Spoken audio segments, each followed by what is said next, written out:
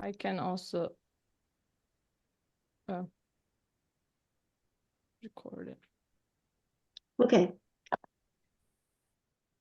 So good afternoon, everybody. My name is Wei Ding. I'm a professor of computer science, and also I'm the executive director for the Paul English Applied AI Institute.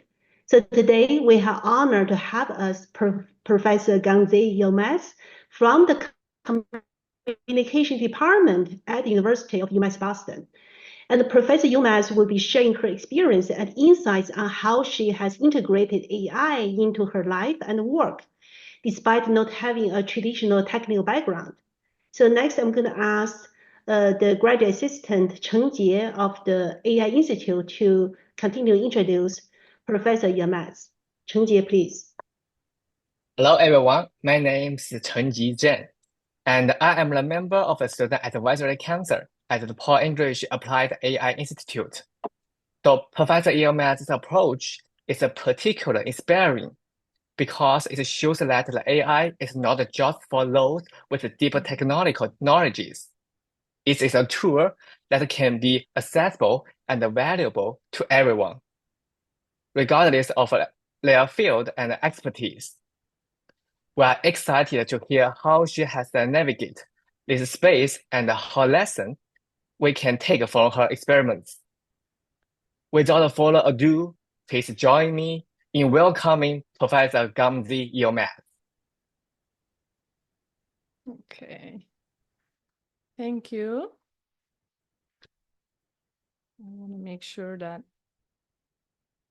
perfect.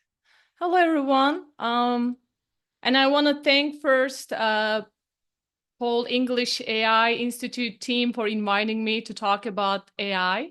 I've been practicing and studying pedagogical innovations in the field of communication since I started my work at UMass Boston almost 12 years ago.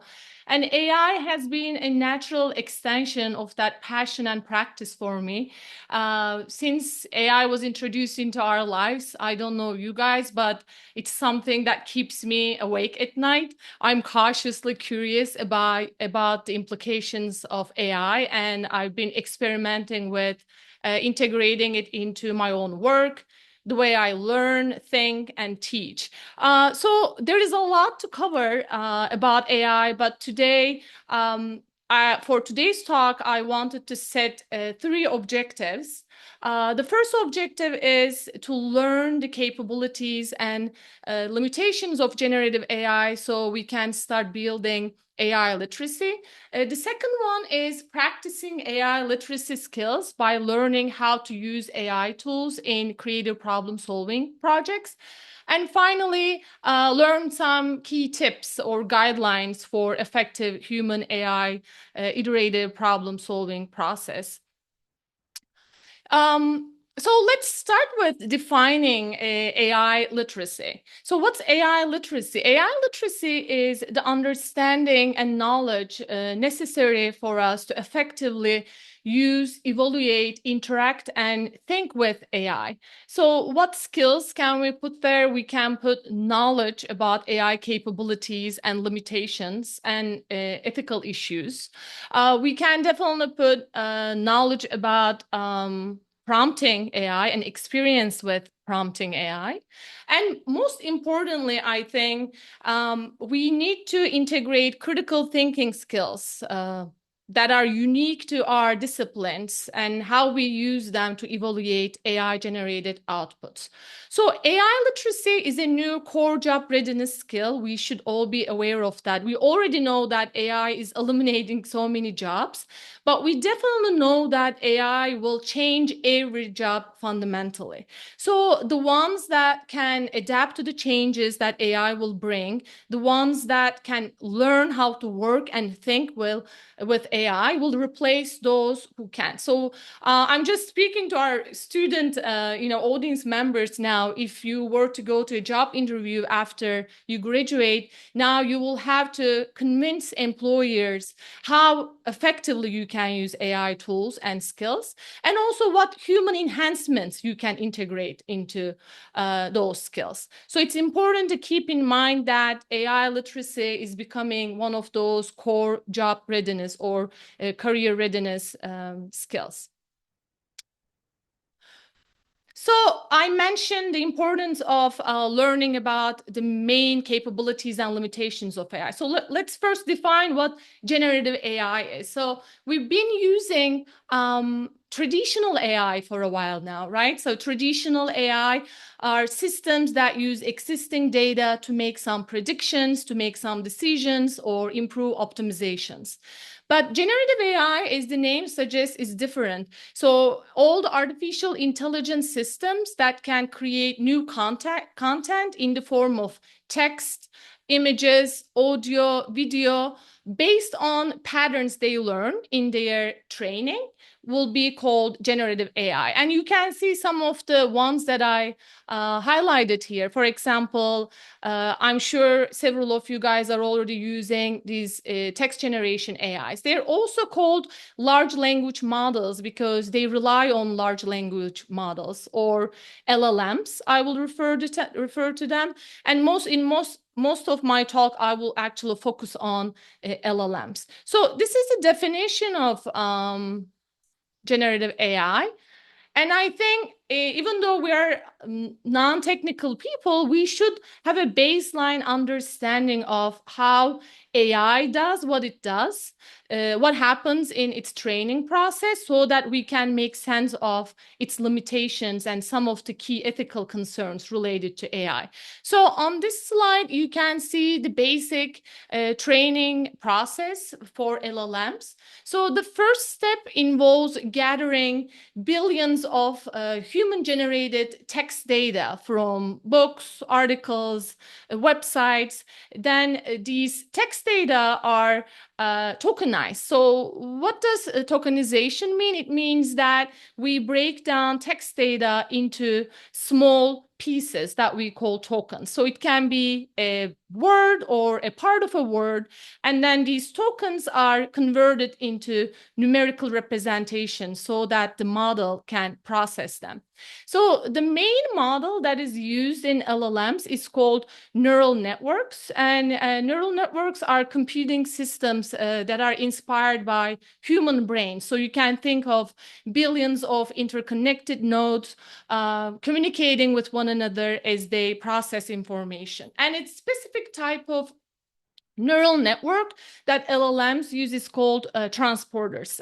Transporters are very important because they enable models to pay attention to different parts of text so that the model starts to recognize patterns, learn the meaning of words by looking at surrounding words. So transformers, during the training process, transformers learn through the text data by processing billions of text, tokenized text data, and it works on improving its internal weights so that it can predict the next token in the sequence. So I think that's a key kind of like term about LLMs, that it's sort of a super smart autocomplete machine, because by looking at the patterns in the training data, it learns the grammatical rules, it learns how to infer the meaning of the words, and eventually learns how to generate probabilistically plausible and coherent text. So by no means LLMs are sentient. They're not aware of their own behavior or human behavior or language. They simply mimic human language. So when we know the way, the inner workings of LLMs, I think it's a little bit easier to make sense of the limitations and key ethical concerns about AI. I listed some of the limitations and key concerns here, but I think these topics need their own standalone talks and lectures, and we should have a multidisciplinary discussion about the AI limitations and ethics, especially with the presence of professors or experts in ethics. But today, I wanted to cover or preview some of these issues as they are very relevant to building AI literacy. So I categorize them into three groups. The first one is information ecosystem integrity, and bias amplification issues and fictional information are the two sides of the same coin. They both stem from LLM training data and also the lack of true understanding of these models. So as I mentioned before, to train LLM models, we need to use human-generated text data, right? And when we look at this text data out in the world, it's full of societal and cultural biases. It's also full of accurate but also inaccurate information. So whenever we use AI systems, whenever we prompt them to do a task for us, you can assume that they will bring in and a lot of the times accentuate those biases. And also, because of the inaccuracies in the training data, they may generate fictional or fabricated information, or they may simply combine accurate information together and create a fabricated information. So these are also called hallucinations in the area of AI. So whenever you hear AI systems hallucinate, it means that they can make up facts. So it's important that you verify the factual knowledge that you generate through AI systems. But in terms of bias amplification issues, this is a really important area, and there are already several studies that document how AI systems perpetuate these societal biases. For example, especially in the field of image generation AI, a study that analyzed 5,000 images generated by Stable Diffusion.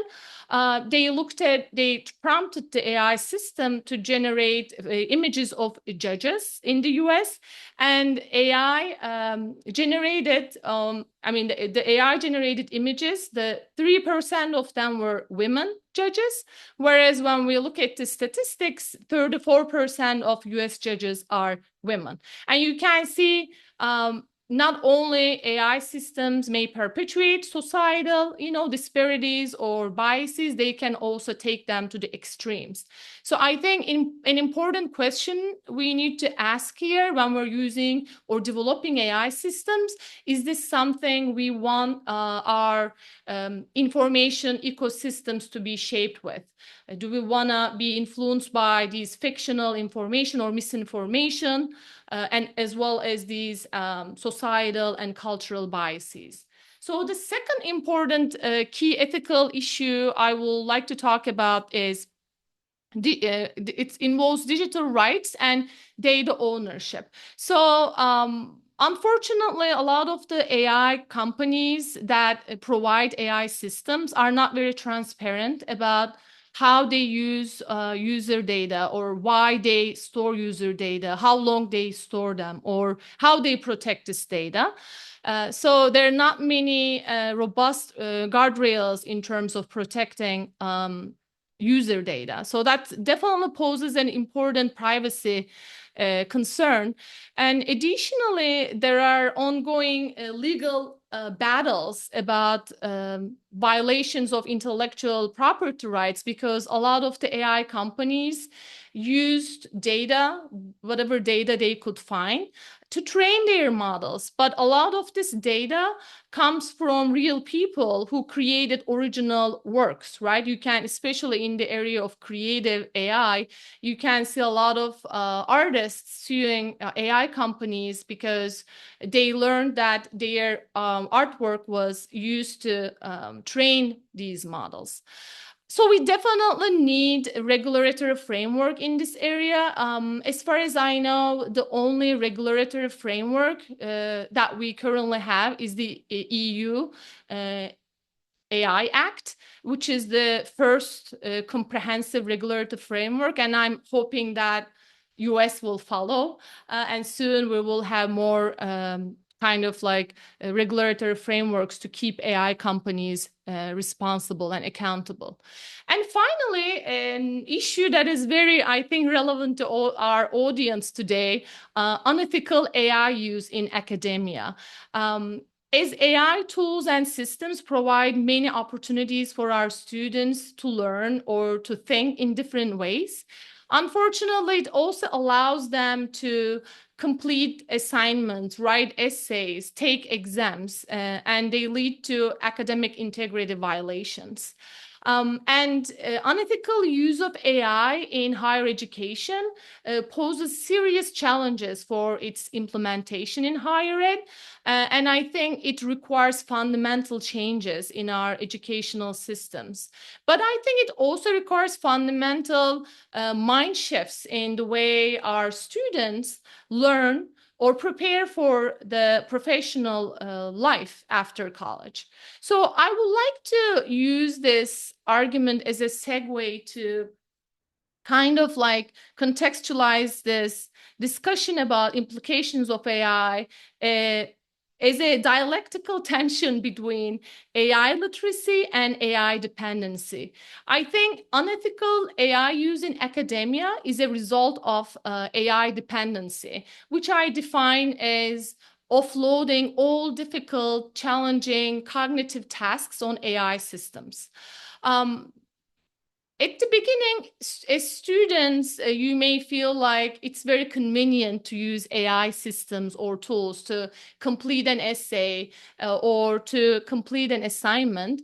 However, it's the opposite when we look at how detrimental AI dependency can be for for you to realize your full potential. You should strive for AI literacy because by cultivating AI literacy, you can improve your problem-solving skills. You can improve your creative thinking skills. As I mentioned earlier, once you graduate, everyone is going to know how to use AI tools. But what's important is how effectively, how critically you are using these AI tools. How are you combining your discipline-specific knowledge base with the AI outputs? How do you break down a complex problem and reframe it working with AI? And also, how do you adapt to new changes in the field of AI and use new capabilities of AI in different contexts? That's why I always recommend, and I'm trying to emphasize the importance of developing AI literacy rather than AI dependency. AI dependency is a very short-term goal, but in the long term, you should strive for developing AI literacy, as again, it's becoming one of the core job readiness skills. Okay. So now that we kind of lay the foundation for AI literacy, what it is, how LLMs work, and why we strive for AI literacy skills, I would like to guide you guys through how we can use AI systems and tools to creatively solve a real-life problem. I wanted to contextualize the talk within this because creativity and problem solution are always going to be unique human skills that we should cultivate, especially in the face of AI. And also, Paul English AI Institute is planning to organize a hackathon for our student teams who will be using AI tools to address a real life problem in their fields. And I thought this will be a great source for them. And let's talk a little bit about why we should use AI or work with AI to creatively solve a problem. First of all, AI can help us enhance our creativity. We can combine human insights with AI-generated solutions to come up with more innovative solutions for complex problems. It also allows us to improve efficiency and scalability, especially in terms of processing data, defining problems, and generating ideas. And finally, as I mentioned before, it really helps you gain competitive advantage compared to others. to build AI literacy skills so that you can address real life problems. Once you graduate from college, regardless of your work, I don't think you're going to be asked to complete an assignment or an exam or an essay, right? You're going to be asked to deal with real life problems. So that's why it's important that we learn how we transfer what we learn in college, in higher education, into, real problem solving skills that we can utilize after college. So on this slide, you guys can see the double diamond design thinking framework that we can use to kind of map out the different phases of creative problem solving process. And on this diagram, you see the ebbs and flows of divergent and convergent thinking, both of which we need during the innovation process or creative problem solving process. So divergent thinking refers to cognitive processes where we engage in free flow of ideas. We try to generate as many ideas as possible without really limiting ourselves, without really evaluating the quality of ideas. Convergent thinking, on the other hand, is a cognitive process where we engage in more systematic, more logical thinking. And in this case, we're kind of evaluating the quality of our ideas, and we're trying to make some decisions using logic. So we can benefit from AI in all types of, to enhance both types of thinking in the creative problem solving process. So let's start with the first phase, which is the discovery phase. So in the discovery phase, you pretty much try to understand the problem domain. You try to learn as much as possible about the subject domain. And just to give you an example, I picked improving mental well-being of students from diverse backgrounds as the topic, as the problem I want to work with. So in the discovery phase, now we can use AI-powered research tools to collect data from reliable and credible sources. You can have access to research papers, news articles, or industry reports just to get a sense of, the current trends in this area or interventions that are currently being used. So some of the tools that I like using here I listed here: Perplexity, Consensus, Elicit. For example, Perplexity is a great tool because it allows you to have access to, any type of research paper or like a industry paper. But the cool thing is you can have a summary of ideas from these sources. For example, here I ask for, top 10 most frequently cited academic papers on this topic. And it generated several options for me to look through in terms of mental health and diverse student populations. And also it summarizes the key insights. And when you go down here, you can see the main takeaways. And I think it really, another cool thing here I like is that it gives you more questions to kind of, interact with. So it's another good example for how we can think differently by using AI tools. In addition to collecting data or collecting information, to kind of educate ourselves about the problem domain, we can also use AI. In this case, I will recommend LLMs to simulate stakeholder perspectives on the problem. Normally, in the design thinking process, you will right away need to, you need to do some desk research, preliminary research, but then you need to understand the problem by talking to people that you are, solving the problem for. So the cool thing here you can do is you can really refine that process and speed up this process by simulating some of those, data collection methods you will do in the field. So, for example, I can ask AI to simulate a stakeholder perspective table that right away tells me, some of the challenges that may be experienced in terms of addressing mental health. from different, stakeholders' perspectives. For example, what are some of the issues for college leaders, administrators, faculty members? Again, I want to emphasize that we need to always double check the truthfulness of this information, but you can also see how it really enhances our efficiency and scalability when it comes to, collecting data and analyzing that data. So we can also use AI to, again, at the end of the day, you need to go out there and talk to, real people, target users, or for people for whom you're solving this problem.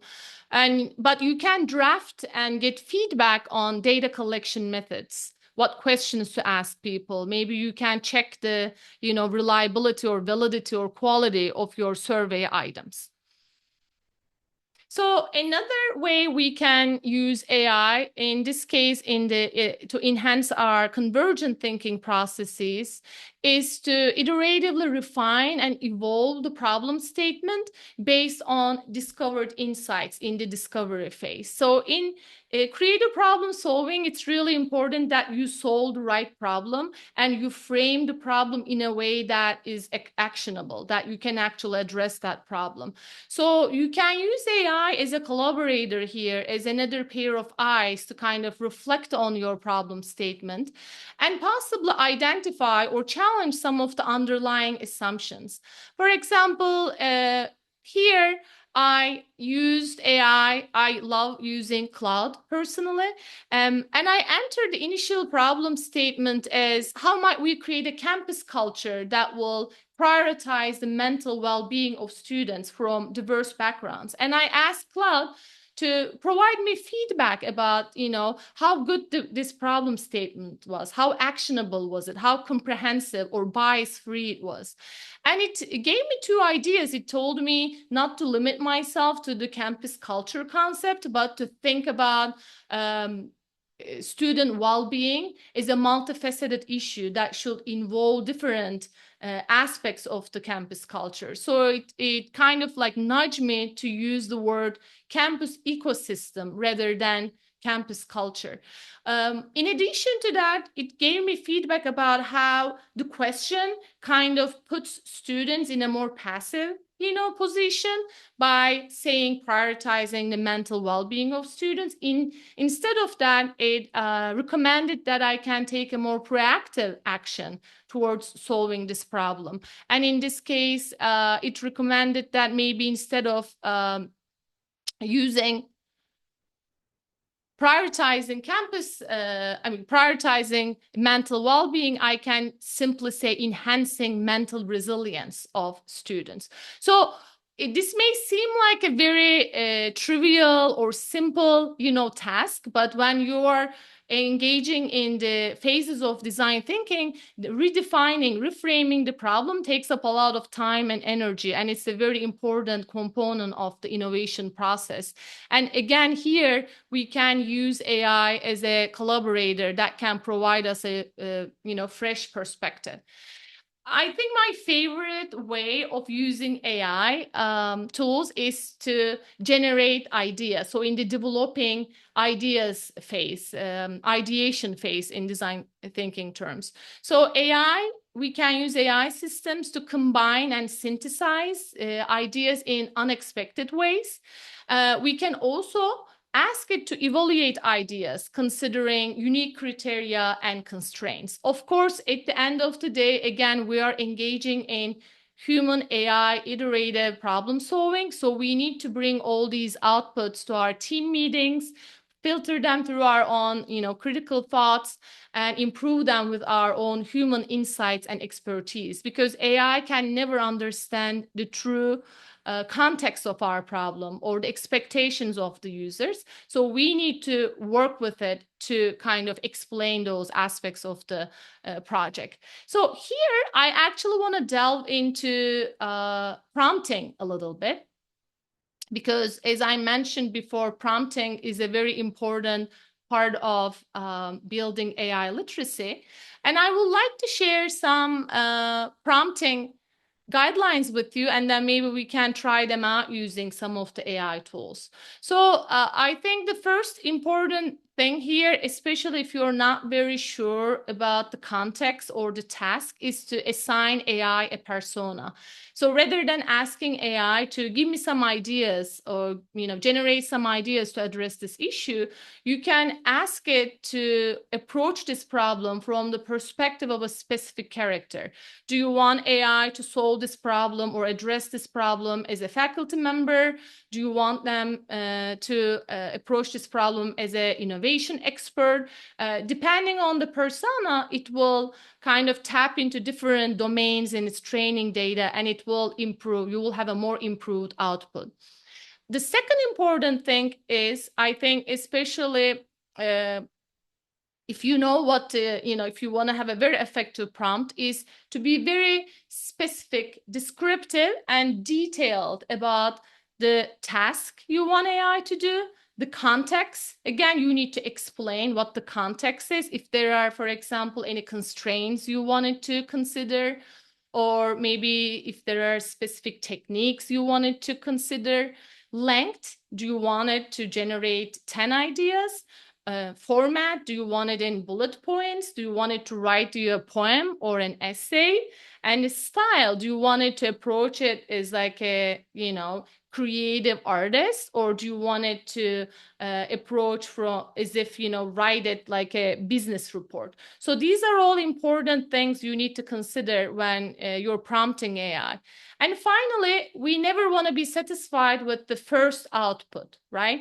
We want to ask for reiterations. And I like to emphasize this again. We're learning how to think with AI. So when you're prompting AI, don't think about just like I'm instructing a technology to generate an output for me. I'm actually engaging in a dialogue with a co-intelligence that can maybe teach me how to approach this idea differently. If you have that mindset, I think both the style and fluency of your prompting will improve. So I have some prompts here that I want to try and see what happens. So I mentioned that, we can use AI, and I think another cool thing is you need to think about how your outputs change, depending on the LLM you're using or the prompts you're using. I mean, I'm personally experimenting with AI tools, and I'm seeing what prompts improve my output, how outputs vary across different tools. So let's say I'm asking Cloud to generate some ideas for improving our campus ecosystem for mental resilience. Simple, right? Just like, no, I'm not really including any AI tips here. I'm just asking it to give me some ideas. And you can see here, there's a lot to, cover, but just, eyeballing these, I see comprehensive wellness programs, inclusive community building, academic support structures, physical environment enhancements, holistic student support. I think these are all plausible responses, but do they scream originality, creativity? I wouldn't say so, right? They're kind of like things that we've already probably been using. But let's see what happens if I assign AI a persona. I'm going to start a new chat because I don't want it to be inspired by what I already put in there. And see how the results will change. Now I'm asking AI to act like an innovation expert in higher education. And when I look at the responses, you can see it already changed quite a bit, right? You can see the AI system now integrating. I see a lot of technology enhanced kind of like solutions, mindfulness integrated curriculum, maybe resilience building workshops, AI powered early intervention. So I can see the results already improved. But I'm not satisfied with this, right? Because I simply asked it to act like an innovation expert and generate ideas. Now, I actually will use my own discipline-specific knowledge, okay? And I will create a very detailed descriptive context for AI. Here, I'm going to ask AI to generate 10 original ideas, but I will instruct it to use specific brainstorming techniques. First, I wanted to use forced analogies and use games, music festivals, and fine dining restaurants as its inspiration. And then I wanted to use by association techniques and combine ideas from this generated list. But I'm not, gonna stop here. I'm also gonna ask it, after you generate ideas, evaluate these ideas using desirability, feasibility, and viability as your criteria. I can add more to this context, right? For example, physical space is limited, budget is low, and let's see how the results will change. Again, there's going to be a lot of, text here that you need to go through, you need to evaluate.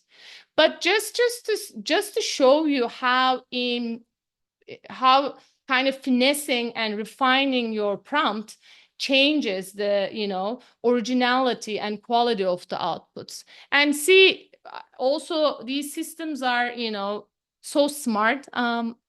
They already know what forced analogies are. They already know what biassociation techniques are, and it already implements it. You see the results change quite a bit here. Now it just like offered me more creative, more original ideas. The resilience monopoly. It's not just a resilience workshop, but like a game-based, intervention based on music festivals, mindfulness stages. And you can see there are a lot of, different ideas that I can now build on, discuss, and critically analyze and see if I can enhance them to fit into my problem domain, okay? And then it evaluates all these ideas, you can see. And I also ask it to generate counter arguments, to critique its own ideas in a way. Okay. I'm not sure how we're doing with time, but I'm trying to.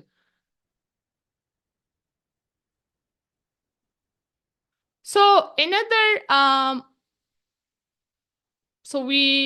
showed you guys how you can use these AI tools to generate ideas, but we can also use AI to design prototypes. So prototypes, you can think of them as just like roughly what the solution will look like, right? So normally in the design thinking process, you design a rough prototype and you go to the field and you test this prototype or solution with the real people. We still need to do that, but the cool thing here, we can really refine our prototype, or we can see what it will look like and change it before we go and test it in the field. So we can use AI to design rough prototypes for solutions. We can also test these prototypes on AI-generated personas. So we can ask it to simulate what a specific group of, for example, in our, problem, how do you think an international student will navigate this intervention, or how a veteran student will experience this? So this will give me a lot of ideas about, how these students will differently approach this solution. And again, I think when we were talking about giving this talk, Changji told me how some of the students were worried they didn't have coding skills to use AI. But again, you don't really need coding skills to even create a rough prototype. Normally, without AI, you probably needed to do that. But again, I like using cloud here because it can create a rough prototype for an app or a website in real life. You don't need the code. And I'm just going to look at these solutions here. For example, it listed a resilience road trip or resilience resource called cultural coping capsules, resilience reward program. So let's take this resilience reward program, and I'm going to ask Cloud to create an interactive app to represent resilience reward program, make it engaging and fun, but easy to navigate, and provide lots of options for students to choose from, and see what it comes up with. Sometimes it may ask me, that it doesn't have, I don't have the libraries they use, but generally it will just create a very simple app that I can interact with, or I can share with my users and they can reflect on it. And you can see here, it just writes the code in real time, and then it will show you the preview of what this app will look like.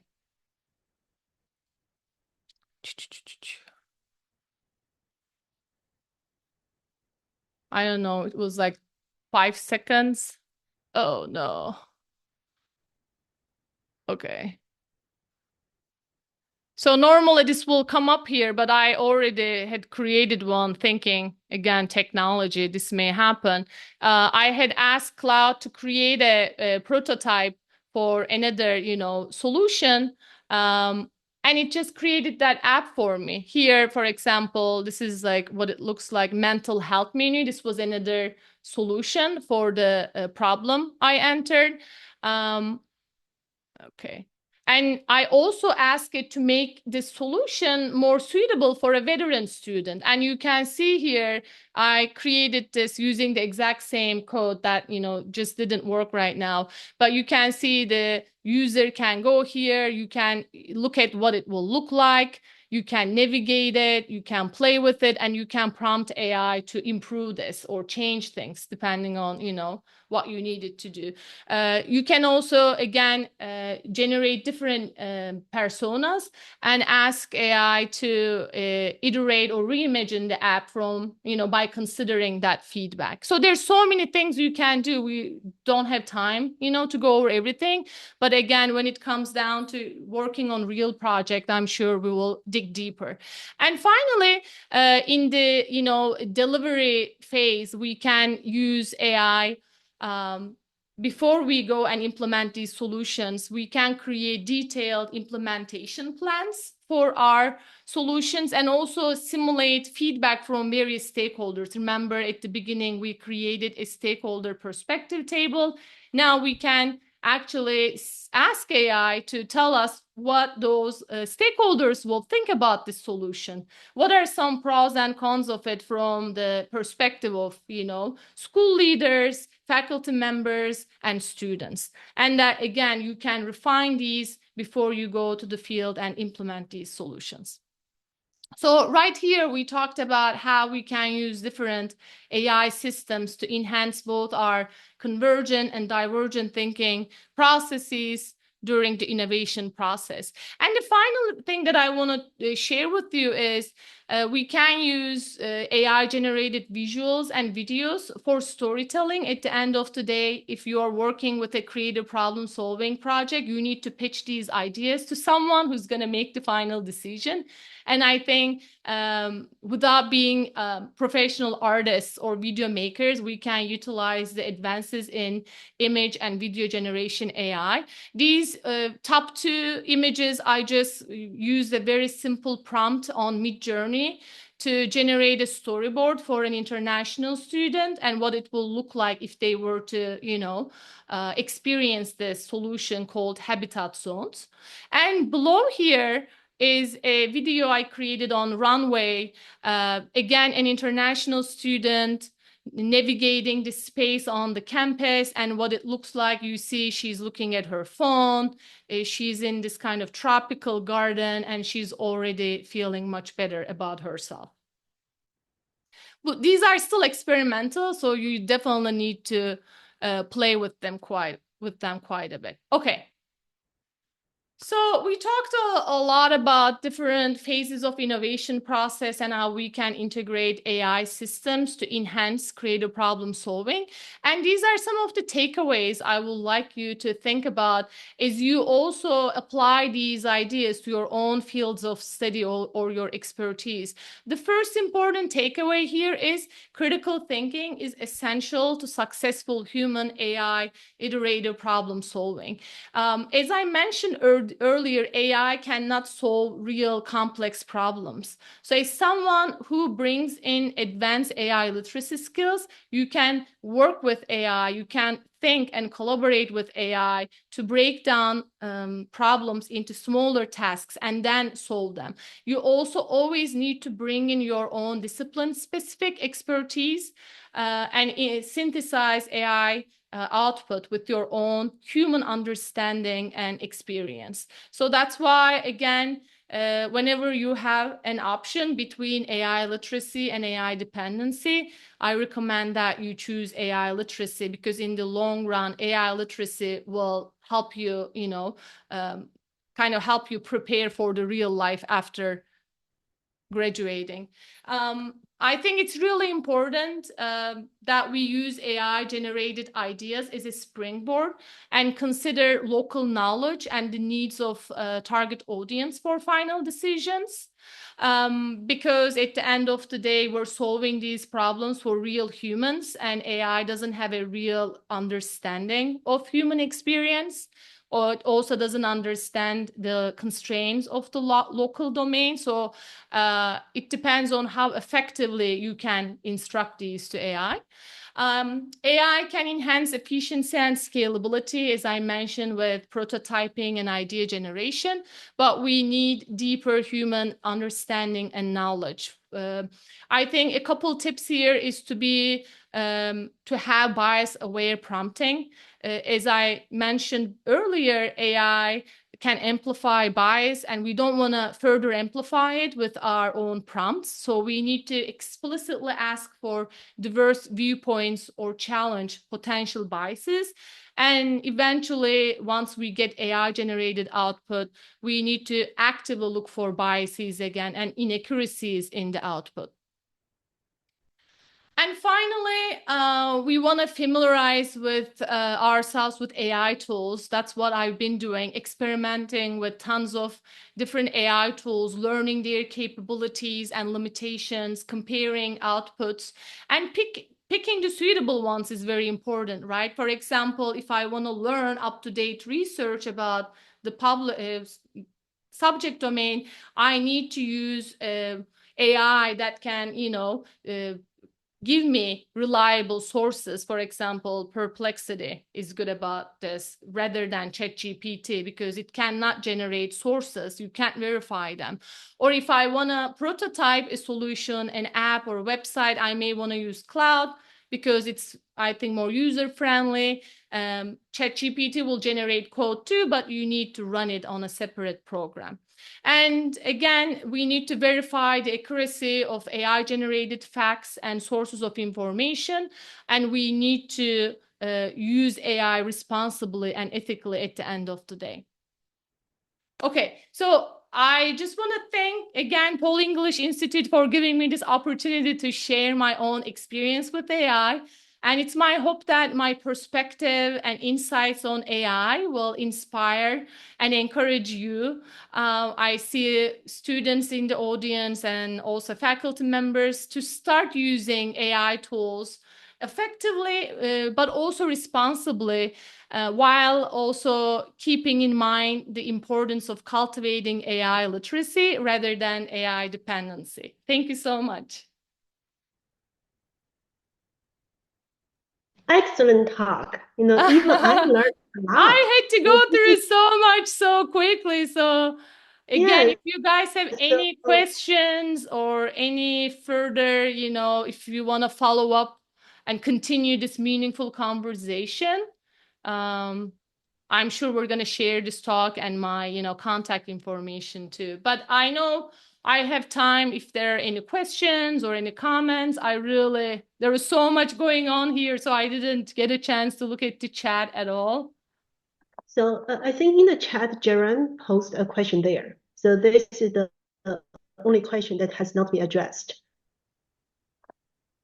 And for Gangzi, reading the question, I want the audience to know is we do have a social media channel for the Paul English Applied Institute.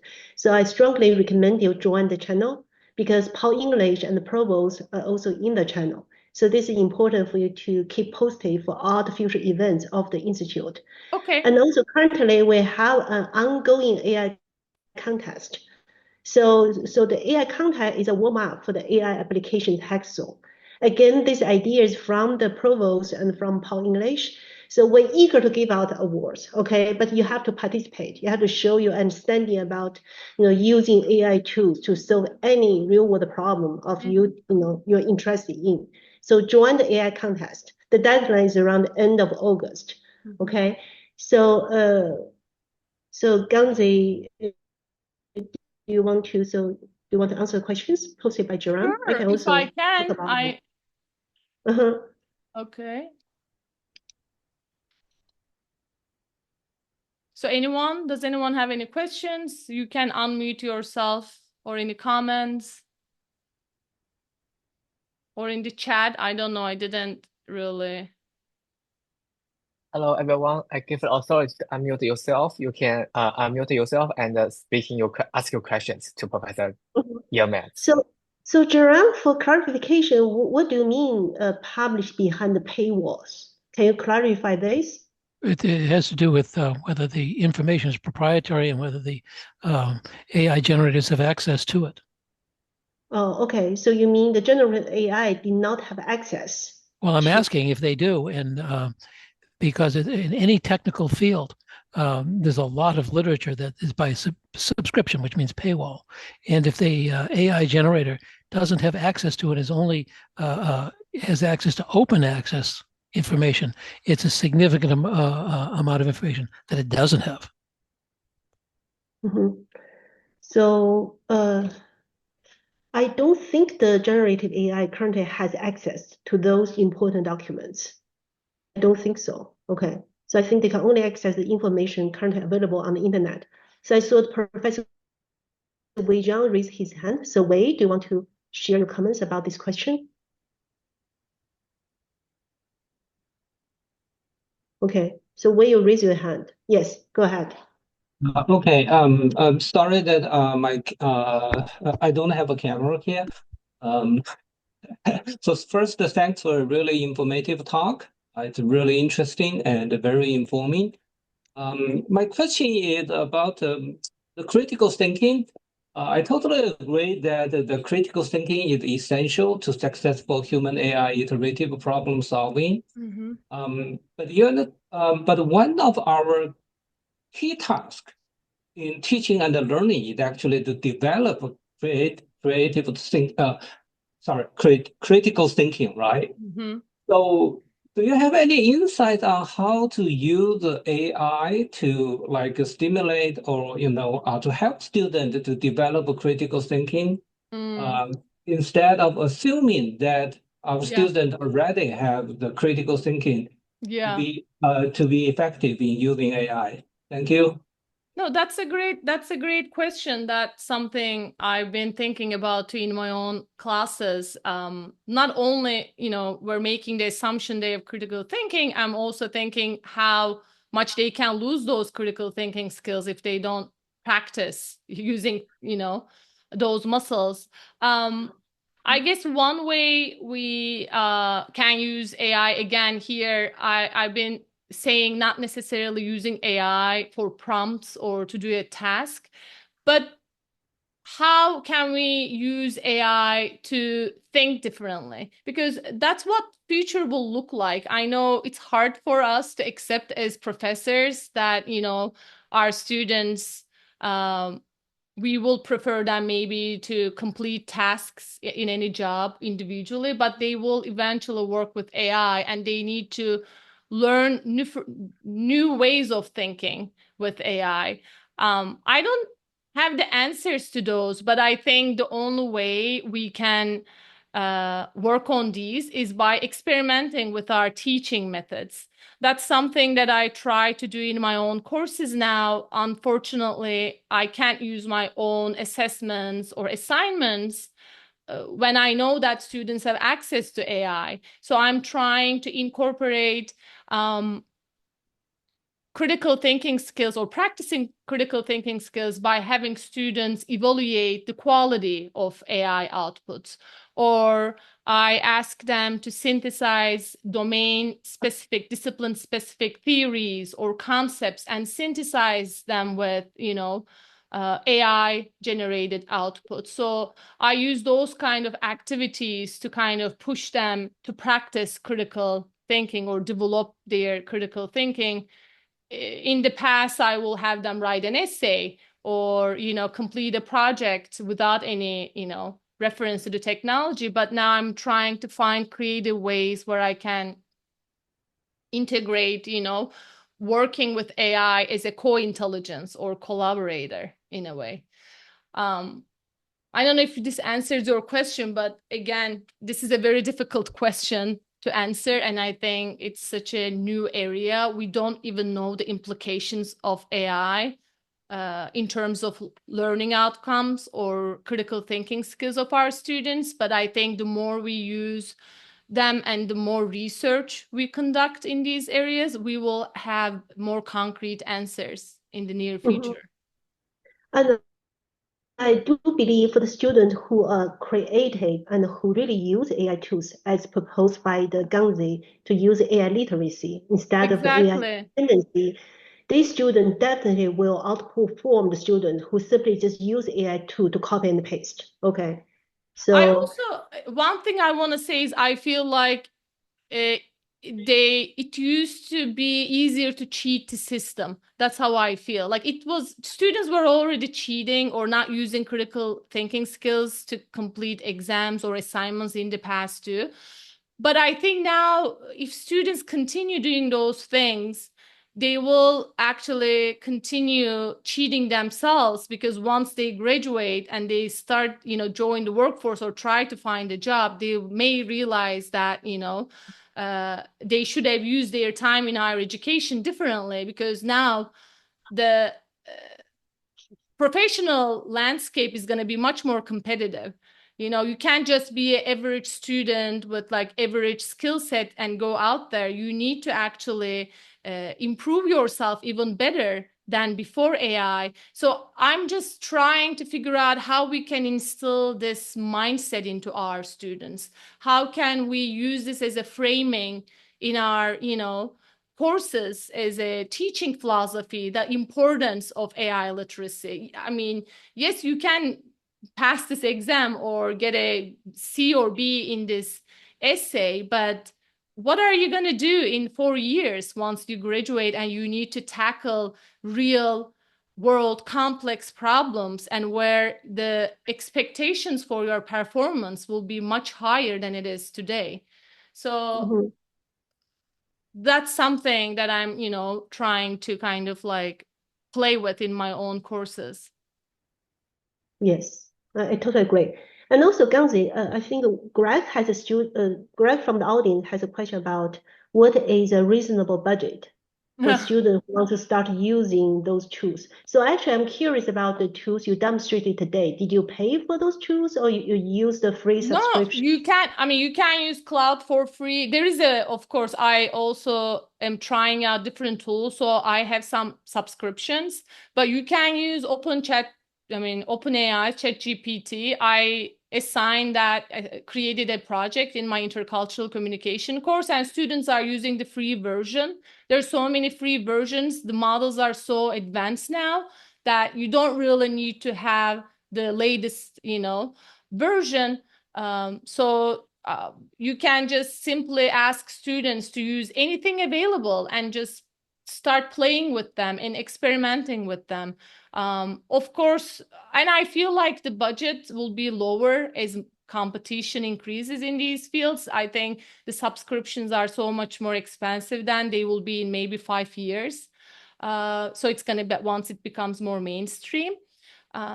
So I don't really have a budget, but I encourage my students. I know accessibility is such an issue, especially on our campus. So I encourage students to use anything, like they don't have to pay for. Any of the foundational models, they can use Gemini, Copilot, ChatGPT. But do you think AI might lead to decreased cognitive engagement, reduced motivation? I do. I mean, I definitely do. That's why I'm trying to contextualize the discussion around, AI, importance of AI literacy, importance of students having this kind of growth mindset, and how we can instill this in our, students as professors. But I think it's also up to us as professors to innovate our assessments and assignments that do not incentivize them to kind of engage in cognitive decline. So unfortunately, we need to change a lot of things in our courses, because we know that students can engage in that intellectual laziness and go and ask AI to write a paper, or we may need to change our expectations. I've been reading about how now actually AI generated or AI level output in a writing assignment should not get a C, because AI can write that too. So we need to kind of, increase our expectations and engage in this conversation with our students. I think it will lead to decreased cognitive engagement and motivation in the short run. But I think once we learn more about the long-term effects of becoming dependent on AI, maybe the next, generation of students will not, fall prey into AI dependency. I hope.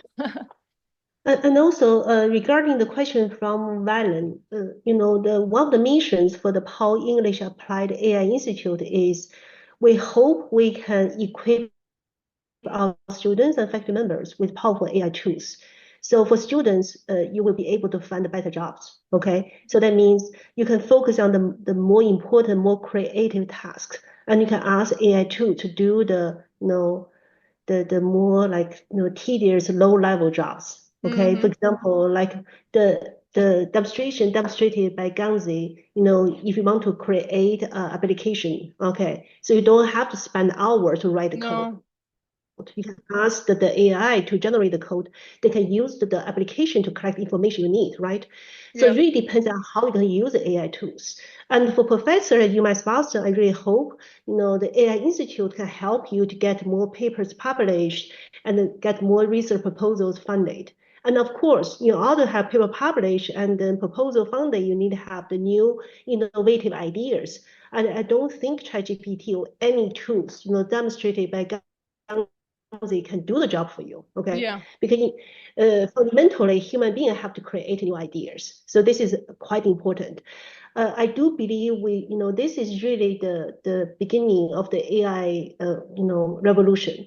So this is time for us to embrace the AI, okay? Try all the different kinds of means. And I believe the people who who are brave, who are proactive, who want to try the new things will be more successful, okay?